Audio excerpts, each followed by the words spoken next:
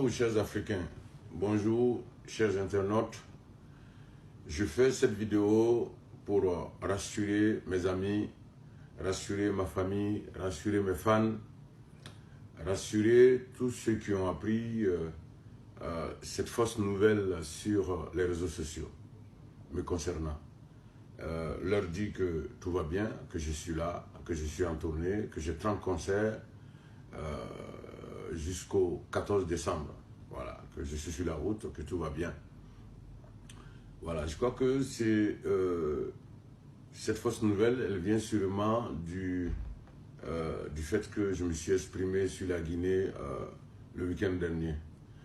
Je me suis exprimé parce que simplement, je me sens quelque part responsable de ce qui s'est passé. Vous savez, les jeunes gens qui ont été assassinés, les jeunes gens qui ont été mis en prison font partie des jeunes que nous avons contribué à réveiller. Sinon que j'ai contribué à réveiller, je le dis modestement, j'ai contribué à réveiller grâce à ma musique depuis 20 ans. Quand depuis 20 ans, je dis dans mes chansons, réveillez-vous, réclamez vos droits. Si vous n'êtes pas d'accord, dites non.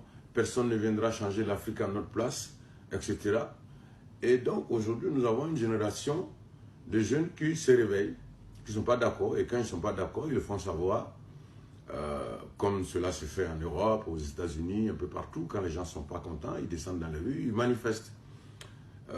Sauf que dans ce pays-là, c'est rare qu'il y ait des morts. Et donc voilà, je ne peux pas accepter qu'aujourd'hui, en 2019, que des jeunes Africains se fassent assassiner ou emprisonner parce qu'ils ont manifesté. Et donc j'ai été choqué par ce qui s'est passé en Guinée et c'est ce qui m'a amené à intervenir. Et donc je sais que tout le monde n'est pas content.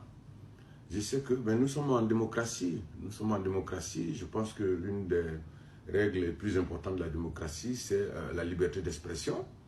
Et donc, voilà, je me suis exprimé. Et donc, ce n'est pas... voilà. Donc, je sais que tout le monde n'est pas content. Mais moi, je me sentais, en tout cas, responsable par rapport à ce jeune-là. Et c'est pourquoi je me suis exprimé. Et ça n'a pas plu à tout le monde.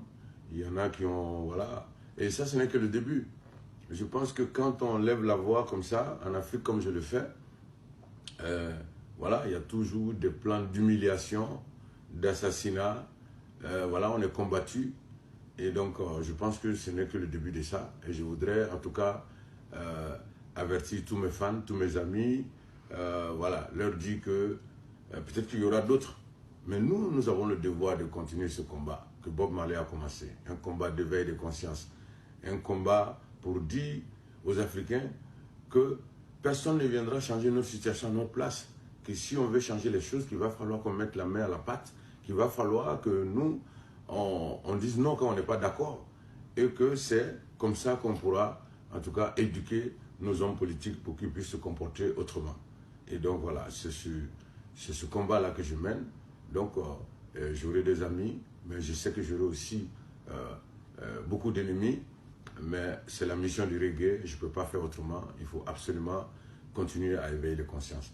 Donc, cette vidéo, pour rassurer tout le monde, rassurer mes amis, en tout cas que je vais bien, que je suis en tournée et que ça se passe bien, que ça se passe très bien d'ailleurs. Et je vous annonce, partout où on passe, c'est complet, c'est-à-dire qu'on joue à guichet fermé depuis qu'on a commencé et ça se passe très bien.